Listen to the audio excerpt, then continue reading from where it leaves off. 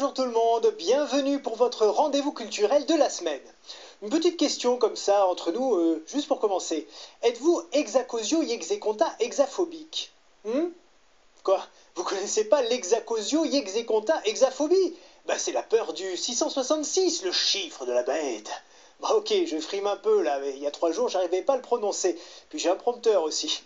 Mais est-ce que vous savez pourquoi le chiffre 666 est associé au mal? Comme nous en avons l'habitude dans cette émission, retour aux sources pour bien comprendre de quoi il s'agit. D'abord, la bête. Elle apparaît dans l'Apocalypse de Jean, le dernier livre du Nouveau Testament. C'est un texte prophétique de la fin du 1er siècle après Jésus-Christ et qui donne en gros les clés de l'histoire du monde et de sa fin. Au chapitre 13, il est écrit, je cite, « Ensuite, je vis surgir de la terre une autre bête. Elle avait 2 cornes comme un agneau, mais elle parlait comme un dragon. Par ses manœuvres, tous, petits et grands, riches ou pauvres, libres et esclaves, se feront marquer sur la main droite ou sur le front, et nul ne pourra rien acheter ni vendre s'il n'est marqué du nombre de la bête ou au chiffre de son nom. Que l'homme doué d'esprit calcule le chiffre de la bête, c'est un chiffre d'homme, le 666. Voilà d'où vient ce fameux triple 6. Bonjour à tous, dans cette vidéo je vais vous parler de l'Antéchrist. Dans la Bible, au chapitre 13 de l'Apocalypse de Saint Jean, verset 11, il est écrit, comme ça vient d'être dit, « Puis je vis monter de la terre une autre bête qui avait 2 cornes, semblables à celles d'un agneau, et qui parlait comme un dragon. » Dans ce verset, on évoquerait la personnalité de l'Antéchrist. Pourquoi nous est-il représenté portant 2 cornes? Tout comme Moïse, qui est souvent représenté par 2 cornes, cela est probablement dû à un message subliminal que Dieu nous envoyait, afin de nous faire comprendre qu'à l'époque de Moïse, le peuple élu, c'est-à-dire les Hébreux, allait se corrompre avec le diable. Quant à la présence de ces 2 cornes sur l'Antéchrist, elle symboliserait l'empreinte maléfique du diable sur notre monde actuel. Moïse, tout comme l'Antéchrist, ne serait pas les pourvoyeurs de cette influence maléfique, mais les cornes qu'il porterait seraient en fait l'indicateur de l'influence maléfique qui régnera à leur époque respective. Qui régnait, ouais. Toujours dans le chapitre 13 de l'Apocalypse de Saint Jean, à partir du verset 15, on parlerait de l'Antéchrist, mais en le reliant à ce mystérieux chiffre 666. Bon, je vous lis les quelques lignes du verset. À tout petit et grand, riche et pauvre, homme libre et esclave, elle impose une marque sur la main droite ou sur le front, et nul ne pourra acheter ou vendre, s'il ne porte la marque, le nom de la bête ou le chiffre de son nom. C'est le moment d'avoir du discernement, celui qui a de l'intelligence, qu'il interprète le chiffre de la bête, car c'est un chiffre d'homme, et son chiffre est 666. Dans son interprétation de l'Apocalypse datant de l'année 1650, Alzo Ozer réalisera un étrange calcul qui pourrait être assez révélateur sur la véritable signification de ce chiffre 666. Alzo Hauser avait eu l'idée de diviser 666 par 12. Il avait obtenu le chiffre de 55,5 mois, soit 55 mois et demi. Bien qu'il en conclura que ce chiffre de 55 mois sera la durée de vie de l'Antéchrist, moi personnellement je penserais autrement. L'Antéchrist pourrait fort bien se présenter au monde lorsqu'il aura atteint l'âge de 55 ans et demi. Une hypothèse à ne pas négliger, car connaissant l'emprise de cet homme, connaissant l'emprise que cet homme aura sur notre monde, il ne devrait pas être trop jeune lorsqu'il apparaîtra. Son manque de maturité serait un facteur de danger pour l'humanité. Mais arrivé à un certain âge, il aura acquis beaucoup plus de connaissances et de maturité pour pouvoir gouverner plus raisonnablement notre monde. Dans la Bible, par exemple, au livre des Thessaloniciens, chapitre 2, au verset 3 à 4, il y a entre autres écrit que nul ne vous trompe d'aucune manière, il faut d'abord que vienne l'apostasie et que se révèle l'homme d'iniquité, le fils de perdition, l'adversaire, celui qui s'oppose et se dresse à l'encontre de tout ce qui porte le nom de Dieu ou reçoit un culte, au point de siéger en personne dans le sanctuaire de Dieu, se produisant en lui-même comme Dieu. Là, c'est écrit dans la Bible. L'homme désigné dans ce verset serait l'indicateur d'une époque où les hommes se corrompront et se pervertiront de plus en plus. Dans ce verset, le fait de dire l'homme impie désigne en fait l'impiété dans laquelle les hommes vivront. C'est pendant cette période qu'apparaîtra l'Antéchrist, une époque où les systèmes idéologiques s'appellent démocratie, laïcité, féminisme, libéralisme sexuel, légalisation de l'avortement, socialisme, capitalisme, voilà, tout ce qui va en rythme. Précisons tout de même que l'homme qui nous est présenté dans ce verset biblique hein, est représenté comme un apostat, hein. Vous avez bien compris. C'est-à-dire quelqu'un qui a décidé de rejeter ou de s'éloigner plus ou moins consciemment de sa propre religion, hein. C'est ça qu'on appelle l'apostasie, hein, s'éloigner de sa propre religion. Bon, aujourd'hui, nous savons que la Révolution française de 1789 avait ouvert la porte à cette apostasie, hein, car les philosophes de l'époque, qui aspiraient à un certain humanisme, auraient influencé et dirigé l'idéal libertaire qui s'était développé pendant la Révolution française de 1789. Certaines sociétés secrètes en général et la franc-maçonnerie en particulier apporteront leur aide aux philosophes hein, pour qu'ensemble, ils édifient une société laïque dont l'idéal central reposera sur la non-reconnaissance des lois de Dieu. Bah oui. À cause des persécutions dont elle deviendra la victime pendant la Révolution française de 1789, l'Église catholique avait souvent condamné la franc-maçonnerie hein, comme société secrète occulte dont la raison d'être était de mener une guerre contre Dieu et son Église. Hein. Et ça a été dit selon les propres mots du pape Léon XIII, hein, lequel révélait dans son encyclique Humanum Genus du 20 avril 1884 le triple caractère de la franc-maçonnerie amorale, anti-étatique et contre-église. Tous les papes jusqu'à Pie XII, inclus, avaient systématiquement condamné les agissements secrets de la franc-maçonnerie et interdit aux catholiques d'en faire partie. Parce que ceux qui intègrent les loges franc-maçonnes ne sont pas les catholiques. D'ailleurs, les dirigeants de la franc-maçonnerie ne les accepteraient pas en leur sein, parce que les loges franc-maçonnes sont des, comment dire, des sociétés secrètes laïques, athées, dont la mission première est de répandre le matérialisme athée. Donc si vous êtes croyant, vous n'avez aucune chance d'intégrer ces cellules. Ou alors, vous pouvez très bien leur faire croire que vous êtes athée juste pour rentrer et regarder comment ça se passe. Hein. Comme vous avez beaucoup de personnes qui intègrent la franc-maçonnerie juste pour savoir comment fonctionne cette société secrète de l'intérieur. Mais même à l'intérieur de cette société secrète, vous avez le franc-maçon qui se trouve tout en bas de l'échelle et vous avez les francs-maçons qui sont dans l'élite, hein, 33e degré si on veut. Ceux-là ne communiquent pas ça ne communique pas directement que les francs-maçons qui sont en bas de l'échelle. Et le problème, c'est que toutes les lois ou certaines lois qui sont votées sont faites par les francs-maçons. Et ce genre de loi est fait par les élites de la franc-maçonnerie. Et c'est transmis aux francs-maçons de base, ceux qui sont tout en bas ou qui sont devenus ministres ou députés. Bon, après la Révolution française de 1789, qui s'était débarrassée du pouvoir de l'Église dans la société, hein, on verra progressivement naître, sous l'influence des philosophes et de la loge franc-maçonne, hein, un courant et un mouvement philosophique dont l'idéal libertaire gravitera autour d'une certaine vision de l'homme. C'était la naissance de ce que nous appelons l'humanisme. L'humanisme, c'est une sorte de philosophie dont l'idéal serait basé sur la divination de l'être humain. L'être humain devient comme un dieu. L'homme qui désormais occulte les lois divines de son raisonnement finit par développer le culte de la personnalité en s'adorant lui-même. Et de ce fait, on peut dire que cette philosophie humaniste, qui s'oppose aux religions en général et au christianisme en particulier, semble inverser ce sentiment d'adoration. Par exemple, dans le christianisme, l'homme adore le Christ qui est au centre de toutes ses préoccupations, alors que dans la philosophie de l'humanisme, c'est l'homme qui est adoré. Il devient logiquement le centre de ses préoccupations. La très grande force de ce mouvement humaniste, c'était d'avoir réussi à mener l'homme dans cette direction sans même qu'il s'en aperçoive, hein, tout simplement, parce que l'idéal libertaire qui était développé avait touché ce sentiment de bien-être chez l'homme. L'humanisme, qui occulte sa philosophie Dieu, finit progressivement par diviniser l'homme lui-même. Mais le problème, c'est que sans Dieu, l'homme finit par être abandonné à ses passions, ses vices et se retrouve esclave de la chair.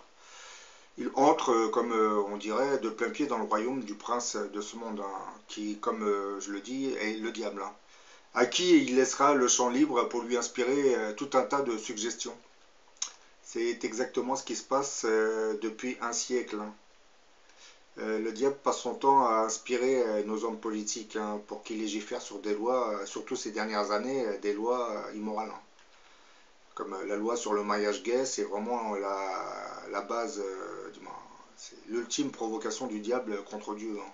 Mais il ne va pas s'arrêter là. Je dis pas, oui, je sais, certaines personnes ne vont pas être rassurées, mais il ne va pas s'arrêter là, le diable, ne l'oubliez pas. Il a beaucoup d'adeptes parmi nos hommes politiques, hein, surtout parmi la franc-maçonnerie, hein, parce qu'il peut aspirer ses esprits assez facilement. Bien entendu, le diable, par l'intermédiaire de nos philosophes et francs-maçons, parlera d'amour, de solidarité, de paix, de fraternité, d'écologie, de respect de la nature, etc., etc. Mais devant tous ces sentiments de fraternité, hein, le monde des hommes avance principalement vers des systèmes qui se terminent en isme. Vous l'aviez remarqué, et dont l'idéal principal repose sur les piliers de l'athéisme. Par exemple, lorsque vous entendez parler de socialisme, de communisme, de matérialisme, de libéralisme économique, de capitalisme, de féminisme et de laïcisme, on ne pense plus à Dieu. Hein. On voit plus l'avènement d'une apostasie généralisée qui s'est développée sur une échelle planétaire.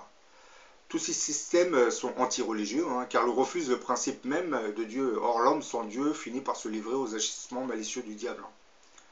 Bah, c'est pourquoi, malgré les beaux principes fraternels avancés par les promoteurs de ces systèmes idéologiques, hein, plus on progresse, hein, et plus on obtient le contraire de ce qui est attendu. Hein.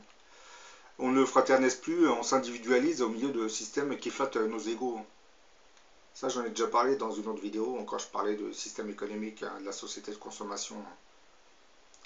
Bah, le développement de cette philosophie humaniste oriente l'homme vers le plaisir du matériel, hein, en général et de la chair en particulier. Et comme on le sait bien, à quelle action mène la chair, hein? Bah, à la débauche, à l'obscénité, à l'idolâtrie, hein, à la jalousie, au meurtre, à la colère, hein, aux orgies et aux beuveries. Ça a été dit par saint Paul, hein. C'est un texte biblique qui a été dit par saint Paul, hein. Je ne fais que vous le lire, hein. Je vous préviens, comme je l'ai déjà fait, ceux qui agissent de cette manière ne recevront pas en héritage le royaume de Dieu. Oui, c'est donc, vous venez de comprendre que c'est un petit passage de saint Paul. Et que tous les humanistes le comprennent, hein, tant que vous resterez dans, dans des systèmes en isme, hein, tels que ceux cités plus haut, dont je viens de parler là, bah, vous obtiendrez toujours ce genre de résultat, même si l'idéal de tous ces systèmes vous donne l'illusion de la liberté, de l'égalité, de la fraternité. Oui, parce que vous avez remarqué que le communisme, on parle de fraternité, hein, les droits de l'homme en France, on parle d'égalité, fraternité, et vous remarquez, par exemple, concernant le communisme, hein, c'est devenu un régime autoritaire, hein, qui n'a pas hésité à massacrer des millions de Russes. Hein. Quant à la France, bon, vous connaissez son passé colonial, hein, elle n'a pas hésité avec ce slogan égalité et fraternité. Elle n'a pas hésité à massacrer des peuples, pas des peuples, à commettre des crimes abominables sur ses colonies. Hein. Dans certaines vidéos, je vous ai parlé de l'Algérie, mais bon, il y a beaucoup d'autres pays qui ont subi des massacres de la part de l'armée française, hein, pendant le colonialisme. Sauf que, comme vous le savez, hein, les manuels scolaires ne vont pas vous parler du passé colonial de la France. Hein. On va plus parler du nazisme, hein, de la Deuxième Guerre mondiale, de la Shoah. Hein, parce que, comme vous voyez, les chapitres de la Shoah fait je ne sais pas combien de pages. Hein. Par contre, sur le passé colonial de la France, il n'y a rien. La France, c'est le pays des droits de l'homme. Donc, la France est partie coloniser des pays pour les civiliser. Hein. C'est ce qu'on nous fait croire, logiquement. Alors que vous savez très bien qu'au XVIIIe siècle, si la France a été colonisée l'Algérie, hein, c'est parce que la révolution industrielle avait commencé et ça commençait à générer du mécontentement. Hein. Et comme nos gouvernements voulaient se débarrasser de comment dire, de leurs cas sociaux à l'époque, bah, ils ont commencé à demander à beaucoup de colons s'ils voulaient aller s'installer dans ces pays. Ils avaient droit ils pouvaient acquérir des terres, hein, et ça au détriment des gens qui habitaient sur ces régions, hein, bien entendu. Hein. Parce qu'on nous parle de la guerre d'Algérie, mais on ne nous dit pas pour quelle raison les Algériens se sont révoltés. Bah oui. Et les autres peuples africains aussi, pourquoi ils se sont révoltés. Hein. Si ils étaient vraiment, ils vivaient très très bien dans l'égalité, la fraternité, je ne pense pas qu'ils se seraient révoltés. Mais ça, c'est pareil, hein, c'est le mensonge de l'histoire. Hein, voilà. On est à une époque où la vérité devient le mensonge et le mensonge devient vérité. Hein. Bon, quand l'homme consacre sa vie entière au gain d'argent, il adore une idole, hein, qui est symbolisée en général par le veau d'or. Quand l'argent régit la totalité des rapports humains, c'est-à-dire l'organisation des entreprises, des familles et des États, ce qui revient à sacrifier toutes les valeurs à l'argent roi comme principe de base, hein, de la société, hein, ce qui est le cas dans nos sociétés occidentales. Hein. Bah, l'homme devient finalement comme un dieu, hein. L'être humain est à plat ventre devant le pouvoir de l'argent, hein. Il se divinise, pour être plus précis, hein. Bien entendu en occultant le vrai créateur des mondes, hein. Quand l'homme consacre ses priorités à son aspect extérieur, hein, orientant ses pensées vers le culte du corps, hein, allant jusqu'à se suicider pour cette raison, hein, il s'adore lui-même, hein, il adore son corps, sa chair, hein. Cet homme-là n'imagine même pas ce que veut dire la vie après la mort, hein. Bon, là, quand je parle de l'homme, c'est surtout beaucoup les femmes, hein. Le culte du corps, c'est surtout les femmes qui, voulant s'embellir, ne pensent qu'à elles-mêmes, hein. Elles se divinisent indirectement, hein. C'est un peu notre société qui veut ça, hein. Quand vous voyez tous ces vidéoclips, toutes ces publicités où vous voyez des mannequins avec des visages, une beauté incroyable, alors qu'on sait très bien que ces visages sont refaits, c'est-à-dire virtuellement, sont retravaillés par les ordinateurs, hein. On enlève toutes les imperfections, hein. Ça vous donne un visage lisse et tout net. Alors qu'en réalité, si vous prenez ce même mannequin, vous vous rapprochez de lui, vous verrez qu'il y a des petits boutons qui ont été retirés, des petites malfaçons au niveau du visage, hein. C'est pour ça qu'il ne faut pas tomber dans le piège de ces publicités, hein, où vous voyez le mannequin avec une beauté incroyable. Alors qu'en réalité, ces visages sont souvent retravaillés, hein, par les publicitaires, hein. On paye des sommes incroyables pour vous faire montrer un visage net. Bah, le développement de cette philosophie humaniste nous avait progressivement éloignés de Dieu, hein, pour nous rapprocher du diable. Bah, la naissance de tous ces mouvements sociétals qu'on appelle communisme, socialisme, capitalisme, libéralisme économique et féminisme n'ont fait que concrétiser sur Terre cette prophétie biblique, hein, qui parle de l'apostasie générale, hein, avant l'arrivée de l'Antéchrist sur Terre. Le socialisme, tout comme le communisme, c'est une manière laïque de faire du communautarisme religieux, hein. À travers le communisme, l'humanisme faisait en fait du religieux, hein, en occultant Dieu de son raisonnement, c'est tout. Et là, comme je parle du 666, hein, c'est bien d'évoquer l'empreinte de ce chiffre, hein, dans tous nos codes barres. Vous savez, quand vous allez dans les grandes surfaces et vous achetez des produits, vous avez sur chaque produit un code barre. Et vous avez ce chiffre qui apparaît dans ces codes barres. C'est pareil pour la toile internet. Vous savez que le chiffre 6 en hébreu s'écrit W. Bah, pour ceux qui ont un ordinateur qui sort sur la toile, vous savez que les 3 W, hein, c'est un peu le code barre de tous les sites sur internet, hein. Ce qui fait 3W 666. Bon, déjà, ça montre l'aspect maléfique de notre monde, hein. Mais il faut préciser une chose, c'est qu'en réalité, toutes ces empreintes de ce chiffre 666 que vous retrouvez dans les codes barres, dans l'informatique, dans l'internet, ne font que nous dire que l'Antéchrist est probablement déjà né à notre époque. Il serait probablement déjà ici. Et concernant les ordinateurs, comme je l'ai déjà dit dans d'autres vidéos, bon, vous aviez remarqué que Steve Jobs avait décidé de vendre son premier ordinateur 666 dollars, 66 cents. Bon, il a dit qu'il avait fait ça pour le plaisir, hein, parce que voilà, il voulait. Mais non, c'est pas pour le plaisir, hein. Si il a mis 666 pour vendre son premier ordinateur, c'est pas par hasard. Parce que eux, à travers le 666, c'est le diable. Ils font référence au diable et non à l'antéchrist en réalité. Parce que comme je l'ai dit, l'antéchrist ne va pas être aimé par les oligarchies régnantes, hein, oligarchies qui sont plus ou moins au service du mal sur cette terre, hein. Donc le 666, dans la vente de cet ordinateur, était dédié à Satan en réalité. D'ailleurs, vous avez remarqué, Apple, c'est une pomme croquée, hein. Un peu, ça nous fait remonter au mythe d'Adam et Ève, hein, lorsque Dieu avait interdit à Ève de mordre la pomme. Le diable est venu sous la forme d'un serpent pour la tenter et lui dire de croquer sur cette pomme, elle n'avait rien à craindre. Oui, s'ils choisissent, vous savez, si les leaders de certaines sociétés choisissent ce genre de logo, c'est pas par hasard. C'est qu'ils ont comment dire, un esprit anti-religieux. Et ils veulent faire plaisir au diable sur cette terre. Mais bien entendu, si, comme je l'ai dit, le 666 que vous retrouvez dans l'internet et dans les codes barres est un indicateur, hein, qui nous dit que l'antéchrist, où il est né, où il va pas tarder. Mais moi, je pencherais plus par la deuxième, hein. Je pense qu'il... Non, la première. Hein. Je pense que l'Antéchrist est probablement déjà né. Et même que certains gouvernements en seraient conscients, surtout le gouvernement américain. Puisque le gouvernement américain, je pense qu'il doit bien voir qu'à travers l'Antéchrist, il gravite beaucoup d'extraterrestres. C'est ça qui inquiéterait le gouvernement américain depuis quelques années. Hein. Bon là, je vais finir cette vidéo par vous faire montrer un petit extrait de vidéo qui vous parle du code barre. Hein. Je ne vais pas parler des 3W, mais juste du code barre. Bonjour à tous. Je voulais aujourd'hui parler d'un truc extrêmement parlant, extrêmement violent, puisqu'il est présent. Ce ne sont pas des théories ni des suppositions, c'est ce qui est sous nos yeux tous les jours. C'est-à-dire, comme vous pouvez le deviner en bas à droite de cet écran, le code barre.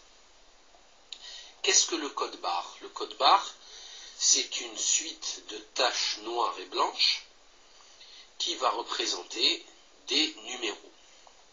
Ces numéros, ils sont très simples, vous les voyez ici. C'est pas très compliqué, ils sont là, même si c'est pas très net, on s'en fout, là n'est pas la question, je vais mettre après des photos. Donc ici vous avez 6 numéros, 6 autres numéros, et un 13e ici. Donc comme par hasard on a 13 chiffres, c'est un standard international, et vous avez ici les fameuses 2 barres qui dépassent là, là et là. Ces 2 barres ne font pas du tout partie du code barre. C'est ainsi, c'est comme ça. Les seuls qui renseignent sur le code barre, c'est les 13 qu'il y a en dessous. C'est simple, hein. Ces 3 paires de barres, c'est-à-dire une noire, une blanche, une noire, représentent le chiffre numéro 6. Donc, on se retrouve ici dans cette affaire avec un 666. Que vous le vouliez ou non, c'est ainsi. Hein. Là, c'est pas... On demande l'avis de personne, là. Hein. C'est comme ça. Quand on demande aux gens, puisque vous verrez sur Internet, il y a un gars qui a écrit à ces gens-là, qu'est-ce que ça foutait ici, ce 666? Ils lui ont dit tout simplement que c'était le fruit du hasard. Bon. Faut arrêter de prendre les gens pour des cons, mais franchement, il faut vraiment arrêter de prendre les gens pour des cons. D'autant plus que, alors, primo, on aurait pu mettre ici les chiffres 2, 1, 3, 7, 8. On aurait pu mettre tout autre code. Quelle est l'utilité de ce code? Alors, selon eux, c'est pour pas se perdre. C'est pour que donner une marque de début, une marque de milieu, une marque de fin, pour pas que le code pour moi, ça embrouille plus. Parce qu'on a rajouté 3 chiffres, donc ça ne tient pas la route. Est-ce que vous êtes d'accord? Autrement, on aurait mis des barres noires, tout simplement. Ou on aurait choisi un autre chiffre. Quel est l'abruti qui ne connaît pas le chapitre 13 de l'Apocalypse de Jean? Même si cette prophétie ne concerne pas d'autres traditions, d'autres religions comme l'islam, etc., ou l'hindouisme, ou je ne sais quelle autre religion, ce chiffre 666, c'est le chiffre trisextile, il est omniprésent ces derniers temps de dégénérescence kali-yugesque, mais c'est pas anodin, il faut arrêter de prendre, enfin c'est stupide. C'est stupide de dire oui on n'a pas fait exprès, c'est ridicule. Hein, surtout quand on sait que c'est l'Occident qui détermine les standards internationaux, on se retrouve avec des 666 sur toutes les bouteilles de soda du monde, toutes les bouteilles d'eau du monde, toutes les dentifrices, etc., etc. Bon là vous venez de voir un tout petit extrait de cette vidéo, je vous mettrai le lien en dessous pour ceux qui veulent l'écouter dans son intégralité. Mais je vais quand même vous relire le petit verset qu'on trouve dans le chapitre 13 de l'Apocalypse de Saint Jean. Et nul ne pourra acheter ou vendre s'il ne porte la marque, le nom de la bête ou le chiffre de son nom. C'est le moment d'avoir du discernement, celui qui a de l'intelligence, qu'il interprète le chiffre de la bête, car c'est un chiffre d'homme. Son chiffre est 666. Donc vous venez de comprendre que ce que vous trouvez dans les codes barres, c'est pas par hasard. C'est un indicateur qui nous dit que l'Antéchrist est probablement déjà dans notre monde. Bon, je vous dis à la prochaine pour une autre vidéo. Hein.